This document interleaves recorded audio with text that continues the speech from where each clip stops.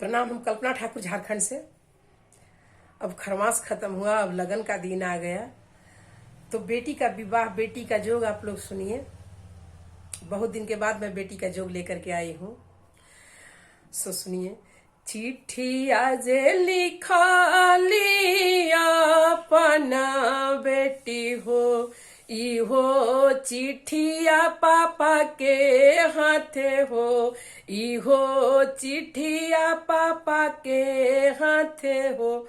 माथो के पगड़िया पापा बांधिकवा धरता हो, रूसल दम मनयो लेता हो, रूसल दम मनयो लेता हो।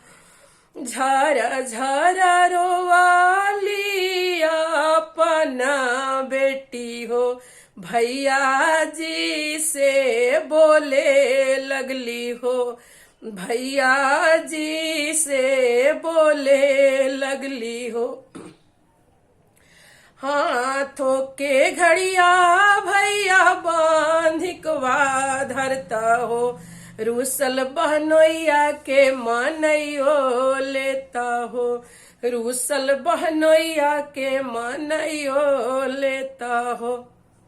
झर झर रोवाली अपना बेटी हो, अम्मा जी से बोले लगली हो, अम्मा जी से बोले लगली हो। सासू मोरा मराली में हनवाए अम्मा, नाही भेजलू सिल्क के सड़िया हो, नाही भेजलू सिल्क के सड़िया हो। ननदी मोरा मराली में हनवाए भाभी, नाही भेजलू सोना के झूलनिया हो, नाही भेजलू सोना के झूलनिया हो। झर झर रोवाली अपना बहनी हो, दीदिया से अपन बोले लगली हो, दीदिया से अपन बोले लगली हो।